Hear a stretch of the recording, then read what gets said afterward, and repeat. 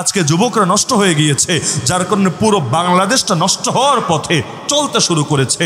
আরে যেই সময় ফরিদপুরে মুসলমান মরে, ওই সময় আমাদের যুবক যুবতীরা ঢাকায় আতিফ আসলামের কনসার্ট শুনে। ভাবতে পারেন, একদিকে মুসলমানের পায়ের তলায় মাটি নেই, দেয়ালে পিঠ থেকে গেছে, আর একদিকে তাদের গান শোনার এসকই খতম হয় নাই, একেবারে সেখানে গিয়ে নির্লজ্জের মতো, বেহায়ার মতো নারী পুরুষ ফ্রি মিক্সিং করে অবাধে তারা গান বাজনা শুনছে। এমনকি গোটা দেশ এখন কি পরিমাণ কষ্ট করছে গরমের তীব্রতার কারণে। কমন পরামর্শ কি ভাই, এত এসি না কিনে তোমরা গাছ লাগাও, গরম কমবে। কত গাছ লাগাবারে বান্দা, গাছ দিয়ে পুরো দেশটাও যদি ভরে ফেলো আর পাপ না কমাও, গরম কমবে না, কিছুতেই কমবে না। আল্লাহর আযাব যখন আসে তখন আল্লাহর কাছ থেকে সমাধান না করলে বাহ্যিক ওসিলা দিয়ে কেউ বাঁচতে পারে না। করোনা এসেছিল, অনেকে ভেবেছিল না আমরা করোনার চেয়েও বেশি শক্তিশালী, কি বলেছিল না? ভেবেছে কি সবাই মুখে মাস্ক লাগালে আর হাতে যদি নিয়মিত স্যানিটাইজার ব্যবহার করে আর সামাজিক শারীরিক দূরত্ব রক্ষা করে আর মসজিদে মুসল্লি কম আসে, জুম্মায়ও নাকি 5-10 জন, অন্য সময় 2-1 জন, তাহলে মনে হয় করোনা বাবাজি আর কিচ্ছু করবে না। কিন্তু দেখা গিয়েছে বহুত গরিব দুঃখী মানুষ যারা কোনো নিয়ম কানুন মানে নাই, করোনা তাদেরকে ধরেও নাই, আর যারা সব মেনেছে আল্লাহ তাআলা তাদেরকে আবার ছাড়েও নাই। আমরা যারা জেলে ছিলাম আমাদের তো সামাজিক দূরত্বই কি শারীরিক দূরত্বই কি, স্যানিটাইজারই পাবো কোথায়, আর মুখের মাস্ক কিভাবে আসবে কোত্থেকে? এই যে আমরা এক রুমে সবাই গাদাগাদি করে থাকলাম, মনে করেন এই সাইজের যদি রুম হয়, বা এখানে তো 20 জন 30 জনের নিচে থাকার কথা না, এই যে গাদাগাদি করে মানে শোয়ার মতো জায়গা নাই, আবার নামাজে একসঙ্গে সবাই দাঁড়াবো এই সুযোগ পর্যন্ত অনেক সময় নাই, কখনো বাঁকা হয়ে শুইলে বাঁকা হয়ে শরীরটা আর এভাবে সোজা করার সুযোগ নাই। কিসের সামাজিক দূরত্ব, শারীরিক দূরত্ব? এরে দেখবেন সারাদিন কাশছে, ওরে দেখবেন করোনার আলামত পাওয়া গিয়েছে, তাতে কি বন্দি ভাই তো ফেলে দিবেন নাকি তাকে? জেলখানায় তো ট্রিটমেন্ট নাই, তাই বলে আপনিও কি তার খেদমত করবেন না? আর এই হাতগুলো দিয়ে কত রোগীর খেদমত করেছে, আলহামদুলিল্লাহ সুম্মা আলহামদুলিল্লাহ। আমি কিন্তু করোনার কোনো ডোজই নেইনি, একটাও নেইনি। কিভাবে নিব? কারণ আমরা যখন বাইরে তখন এটা ব্যাপক হয় নাই, আমরা যখন ভিতরে তখন বাইরে দিতে দিতে দিতে পুরো বাংলাদেশে যখন দেওয়া শেষ, যখন দেশ থেকে করোনা নাই হয়েছে, টাটা গুড বাই দিয়েছে, তখন জেলখানায় নিয়ে সেই পরিত্যক্ত মাল হাজির, আসো বন্দিরা তোমাদেরকেও টিকা দিয়ে দেয়। রাগে দুঃখেই মানুষ টিকা নেয় নাই, বেড়া যখন দরকার ছিল খবর নাই, আর এখন আসছি ফাইজলামি করতে, যেগুলো ফেলার জায়গা নাই আমাদের শরীরে ফেলবি, কোনোই দরকার নাই। তা আমাদের হুমকি দিয়েছে, খবরদার হুজুররা, জামিন হলেও বের হতে দেব না টিকা কার্ড না দেখালে। আমরা বলেছি ঠিক আছে, জামিন হওয়ার পর বাকিটা খেলে দেখা যাবে। জামিন হওয়ার পর কেমনে আটকে রাখতে পারো তোমরা, এই অথরিটি কে দিয়েছে দেখা যাবে। নিব না তো নিবই না, একটাও নেই না, একটাও নেই নাই। এখন এসে ভালোই লাগছে আমার যখন পত্রিকায় দেখি যারা করোনার সবগুলো ডোজ নিয়েছে তাদের নাকি চুলকানি হচ্ছে, চর্মরোগ হচ্ছে, এই ঝুঁকি বেড়েছে, ওই ঝুঁকি বেড়েছে। আমার মজাই লাগে, যাক জেলখানা তাইলে একটা কামের কাম করেছে, আমার এই ভেজালেও যাওয়া লাগে নাই আর কোনো রিস্কেও পড়া লাগেনি। তো করোনার কি নিজস্ব শক্তি আছে নাকি? আরে নিজস্ব শক্তি আছে নাকি? যে কোনো রোগ যদি একজন থেকে আর একজনের ভেতরেও যায়, একজনের আদেশেই যায়, নাম তার আল্লাহ। আল্লাহ যদি চান ইব্রাহিম আলাইহিস সালামকে আগুনের ভেতরে হেফাজত করতে পারেন, আল্লাহ যদি চান মুসা আলাইহিস সালামকে সাগরের উপরও হেফাজত করতে পারেন, আর আল্লাহ যদি চান বড় বড় জালেমকে ওর নিজের বাসার মাটির তলে একেবারে চিরতরে গেড়ে ধ্বংস করে দিতে পারেন। সর্বময় ক্ষমতার মালিক আল্লাহ, দ্বিতীয় কেউ না। এই যে আপনাদের কাছে জুবাইর আহমদ আনসারী রহমতুল্লাহ আলাইহি কোরআনের এই পাখি যখন ইন্তেকাল করলো, গোটা দেশের মানুষ ব্যাপকভাবে তার জানাজায় এসে শরিক হলো, পুলিশ পর্যন্ত কন্ট্রোল করতে পারে নাই, লক্ষ লক্ষ লোক এখানে এসে একত্রিত হলো। ওই সময় নাস্তিকেরা খুব হাউকাউ করে নাই, হায় হায় সব শেষ হয়ে গেল, এবার তো পুরো বাংলাদেশে করোনার ধাক্কা কেউ সামালে দিতে পারবে না। এরপর শুনেছি ওই এলাকাগুলোর মানুষদেরকে খুব কষ্ট দেওয়া হয়েছে, 14 দিন পর্যন্ত লকডাউন, একেবারে বাধ্যতামূলক হোম কোয়ারেন্টাইনে রেখেছে। ভেবেছে এরপর চেক করলে 10-20 হাজার রোগী তো পাওয়াই যাবে লক্ষ লক্ষ মানুষের মধ্যে। আপনারা তো আমার চাইতে ভালো জানার কথা, কয়জন পাওয়া গিয়েছিল? 1010 জন, জিরো। তার মানে যেটা নিয়ে এত হাউকাউ হেফাজত করলেন কে? আর কত বড় বড় নেতা যাদের ধারেও কেউ যেতে পারেনি, কোথাও বলতে পারেনি, করোনা যাওয়ার রাস্তাই খোলা নাই, কিন্তু বাঁচতে পারে নাই, কারণ আল্লাহর আদেশ ছাড়া কেউ দুনিয়াতে টিকতে পারে না। তো গাছ লাগালেই গরম কমবে, কে বলেছে রে ভাই? গরম কি তোমার হাতে না আমার হাতে? হিট অফিসার যতই নিয়ন্ত্রণ করো আর হিট অফিসার যতই নিয়োগ করো লাভ নাই, হিট অফিসারের বাপেরও ক্ষমতা নেই গরমকে কন্ট্রোল করবে। তারা বাহ্যিক কিছু পরামর্শ দিতে পারে, লেকিন লাভ নাই, মূল নিয়ন্ত্রণ কার হাতে? তো সে আল্লাহর যদি রাজি করতে না পারো, শুধুমাত্র গাছ লাগিয়ে, আমি বলছি না গাছ লাগানোর দরকার নেই, আমি বিরোধিতা করছি না, গাছ তো অবশ্যই দরকার। ৭১ বাংলাদেশে যেই পরিমাণ গাছ ছিল এখন তার 10 ভাগে বিলীন হয়ে গিয়েছে। 25% ছিল, এখন 15% আছে মাত্র, আগামীতে তো আরও কম হবে মনে হচ্ছে। গাছের অবশ্যই দরকার, কিন্তু গাছই সমাধান না, আসল সমাধান আল্লাহরে রাজি করা। তো বেশি বেশি গান শুনলে আল্লাহ রাজি হবে, তাই না? বেশি বেশি হারামে লিপ্ত হলে আল্লাহ রাজি হবে? এত বড় বড় ধাপ চলে যায়। এই যে বাংলাদেশে মানুষের রুহানিয়ত নষ্ট হয়ে গেছে। সলাতুল ইস্তেসকা কয়টা এলাকায় আদায় হয়েছে আমাকে বলেন? সলাতুল ইস্তেসকা বুঝেন? বৃষ্টি প্রার্থনার নামাজ। ইসলামে এমন নামাজ আছে নাকি নাই? এই নামাজ পড়াকে সুন্নত না? আরে বৃষ্টি আসুক বা না আসুক, আমার দ্বারা যদি নবীর সুন্নতের উপর আমল হয়, এর চাইতে বড় সৌভাগ্য একজন বান্দার জন্য কি হয়?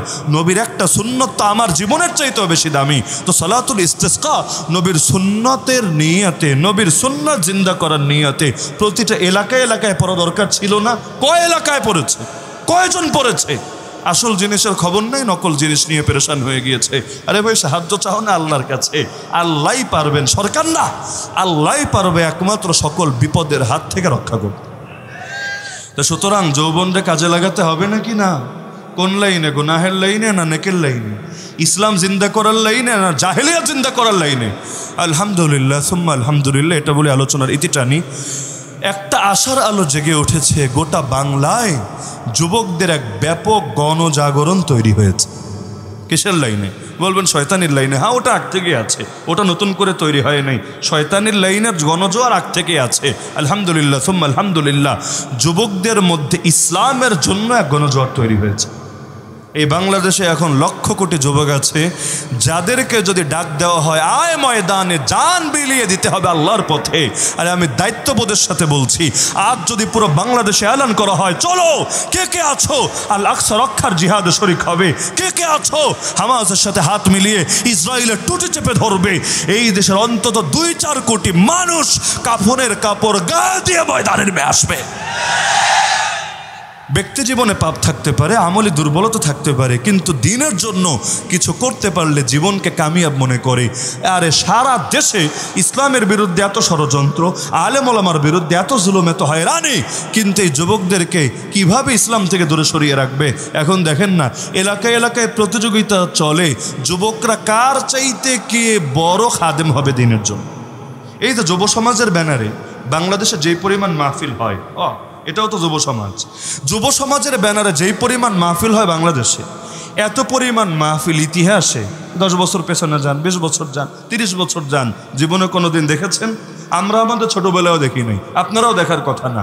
মসজিদের হতো, মাদ্রাসার হতো, যুব সমাজের ব্যানারে এত মাহফিল আর এত বড় বড় মাহফিল আমরা দেখি নাই। কিন্তু এখন ব্যাপক জাগরণ হচ্ছে। এক এলাকায় করলে অন্য এলাকার যুবকরা ভাবছে আমরা পিছিয়ে থাকবো কোন দুঃখে, তারাও এগিয়ে আসছে। আবার দেখছে যুবকরা খালি মাহফিলই করে না, সামাজিক সেবাও করে। হ্যাঁ, অন্য এলাকার যুবকরাও তৈরি হচ্ছে। দেখছে না, তারা খালি মাহফিল আর সামাজিক সেবা না, মসজিদ মাদ্রাসায় ফান্ডিং করছে। এখন তারা দেশ থেকে প্রবাস থেকে বড় বড় ফান্ড তৈরি করে মাদ্রাসা নির্মাণ করে দিচ্ছে। গত রমাদানেই ধরেন, আমি এমন বেশ কয়েকটা মাহফিলে গিয়েছি যেখানে অল্প কিছু যুবক, যাদের কিছু দেশে কিছু প্রবাসে, যেহেতু আমাদের সিলেটের বড় একটা অংশ আপনারা জানেন প্রবাসে থাকে, বিশেষ করে লন্ডনে, কানাডায়, অনেক দেশে ছড়িয়ে ছিটিয়ে আছে। দেখা গিয়েছে বিশাল বিশাল এক একটা মসজিদ, এক একটা মাদ্রাসা, একেবারে অজপাড়াগা, একেবারে চূড়ান্ত গ্রাম, মানে গাড়ি যেতেই আমাদের কষ্ট হয়, সেই কোন চিপা চাপা। কিন্তু দেখা যায় মাদ্রাসা না যেন একটা বিশাল প্রাসাদ, মসজিদ না যেন একটা বিশাল অট্টালিকা। সুবহানাল্লাহ। এই যে যুবকদের গণজোয়ার, এটা কি পজিটিভ না নেগেটিভ? অবশ্যই পজিটিভ, অবশ্যই ইতিবাচক। তা আমার অনুরোধ থাকবে, আপনারা যারা যুবকরা এখানে শরিক হয়েছেন, আমি আপনাদেরকে গুটি কয়েক অতি অল্প সময়ে নসিহত করে আলোচনার ইতি টানছি। 1 নম্বরে, একদিন মাহফিল করেই আমাদের কাজ শেষ না, আমাদেরকে পুরো বছর জুড়ে এলাকায় মেহনত করা লাগবে। রাজি আছেন তো ইনশাআল্লাহ? কি মেহনত? যে নিজে নামাজ পড়বো না, সবাইরে নামাজি বানানোর মেহনত, এটা না। আপনারা যারা এখানে শরিক হয়েছেন, আপনারা চেষ্টা করবেন বাকি দিন যেভাবে কাটুক, যেখানে কাটুক, নামাজ যাতে এক ওয়াক্ত না ছোটে। এটা চাইলেও মোটেও কঠিন কোনো বিষয় না, খালি ফজরটা নিয়েই তো ঝামেলা নাকি? কি ভাইয়েরা কি বলেন? ফজরটা নিয়ে ঝামেলা না? আমাদের বাংলাদেশের কমন সমস্যা এখন। আপনাদের সহজ আমি তরিকা বলে দেই। ফজরের নামাজ উঠতে কষ্ট হবে, ঠিক আছে, ডাকাডাকি ঝামেলা মনে হবে, অ্যালার্মে ঘুম ভাঙতে চাইবে না, কিন্তু লাগাতার 40টা দিন যদি নিয়মিত ফজর এসে জামাতের সাথে পড়তে পারেন, এরপর আপনাকে দুনিয়ার কেউ আর ডেকে দেওয়া লাগবে না। সূচনাটা কঠিন, আসলেই কঠিন। কেন কঠিন জানেন? ঘুমানো দরকার ছিল এসার সঙ্গে সঙ্গে, ঘুমাবেন রাত 2টার সময়, আর ভাববেন তাহাজ্জুদের সময় সবার আগে ঘুম ভেঙে যাবে, কিভাবে হবে রে ভাই? আর দেখা যাচ্ছে মানে যখন ঘুমাতে যাচ্ছে তখনও নিয়ত তো খাঁটি নিয়ত নাই, যার কারণে অ্যালার্ম বাজছে, নিজেই নিজের হাতে আবার অফ করে দিচ্ছে, বন্ধু এসে ডাকলে ওর উপর রাগ করছে। তা আমরা তো একজন আরেকজনের জান্নাতের পথে সহযোগী হতে হবে। তো যুবকরা চেষ্টা করবেন আমরা ঐক্যবদ্ধ হয়ে আমরা একটা হাজিরার ব্যবস্থা করব। ফজরের পর মসজিদে সবাই বসবো। কিরে বল্টু কইরে আজকে? ও সল্টু আসে নাই মসজিদে, এই লাগা লালকালি লাগা, আজকে ওরে গিয়ে ধরতে হবে। কিরে সল্টু মসজিদে আসলি না কেন, ব্যাপার স্যাপার কি? এভাবে একজন আরেকজনকে উৎসাহ দিতে থাকবে। আর মসজিদে আসার সময় ডেকে ডেকে আনবে, এই কি উঠছস নাকি, তাড়াতাড়ি আয় বেড়া, মসজিদে একামত হয়ে যাবে। এভাবে পরস্পরের সহযোগী হবে। যদি হয় এবাদত সহজ হবে নাকি হবে না? 2 নম্বর, নিজেরা নামাজি হবে। যখন নিজে নামাজি, তখন আরেকজনকে নামাজের কথা বলার অধিকার আপনার কিন্তু আছে। এখন আপনার চাইতে বয়স্ক কেউ যদি থাকে নামাজ না পড়ে, আপনি বলতে পারবেন চাচা আসেন না নামাজ পড়ি, কি মজা, খালি দেখেন না, কয়দিন হয়তো কেমন কেমন লাগবে, এরপর নামাজে এমন মজা পাবেন যে মজা বিড়ি টানেও পাবেন না। বাস্তবেই নামাজের মতো মজা পৃথিবীর দ্বিতীয় কোনো কিছুতে পাওয়া সম্ভব না। কারণ নামাজের মজা জান্নাতি মজা, বাকি মজা দুনিয়ার মজা। তো জান্নাতি জিনিসের টেস্ট বেশি না দুনিয়ার জিনিসের টেস্ট বেশি? কই জান্নাত কই দুনিয়া। তো সুতরাং এভাবে অন্যদেরকেও তখন নামাজের দাওয়াত দেওয়ার পথ সহজ হবে। 3 নম্বরে, শুধু নামাজ পড়লেই তো হবে না, আমাদেরকে ইলম অর্জন করতে হবে, মৌলিক জ্ঞান হাসিল করতে হবে। এজন্য যুবকরা আলেম ওলামার সঙ্গে সম্পৃক্ত হয়ে আপনারা মসজিদ ভিত্তিক কিছু পাঠাগার গড়ে তোলেন না। মসজিদ আছে তো এখানে দিনই কিছু কিতাব থাকলে কি সমস্যা? তাফসিরের কিছু কিতাব, মাসালা মাসাইলের কিছু কিতাব, হাদিসের কিছু কিতাব, কোন কিতাব রাখলে ভালো হয়? আলেম ওলামারা আছেন, পরামর্শ নেন, তালিকা নেন, প্রয়োজনে কারো থেকে ফান্ড কালেক্ট করেন, ব্যাস এভাবে কিতাবগুলো রাখেন, নিজেও পড়েন, অন্যকে উৎসাহিত করেন। প্রয়োজনে আলেমদের থেকে একটা তালিকা করেন, প্রাইমারি লেভেলে কি পড়বো, সেকেন্ডারি লেভেলে কি পড়বো, এরপর আপার লেভেলে গিয়ে কি পড়বো। এভাবে পড়াশোনার একটা পরিবেশ করেন। যা পড়লেন আপনারা একটা মানে পাঠচক্র করেন, 3 দিন পর, সপ্তাহ পর, যে কে কি পড়লাম, কে কি বুঝলাম, দোস্ত তুই কি পড়ছস, কি বুঝছস, আমারে বল, আমি আমারটা তোর সাথে শেয়ার করি।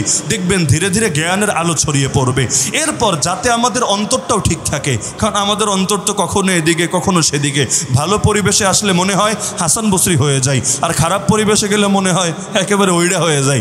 এক এক সময় মন এক এক দিকে ছুটতে থাকে। তো যার কারণে আমাদের মনেরও চিকিৎসার ব্যবস্থা করতে হবে। তো যে সার্কেলটা আমরা গঠন করলাম, আমরা সপ্তাহে 1 দিন বা মাসে 1 দিন আমরা এলাকার কোনো বুজুর্গ আলেম, বাইরের মেহমান দরকার নেই, এলাকার কোনো বুজুর্গ আলেমরে বলি যে হুজুর একটা নামাজের পর 20টা মিনিট আমাদেরকে একটু নসিহত করেন, আমাদের যে কমন সমস্যাগুলো আছে এগুলোর ব্যাপারে কিছু উৎসাহমূলক কথাবার্তা আমাদেরকে বলেন। কারণ ব্যাটারিতে চার্জ লাগালে ফায়দা হবেই হবে।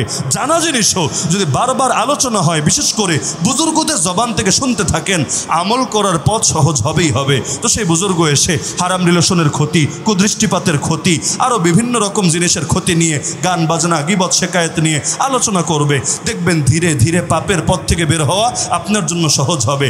আল্লাহ চাইলে আপনাকেও জামানার ওমর, জামানার খালিদ বিন ওয়ালিদ বানিয়ে দিতে পারে।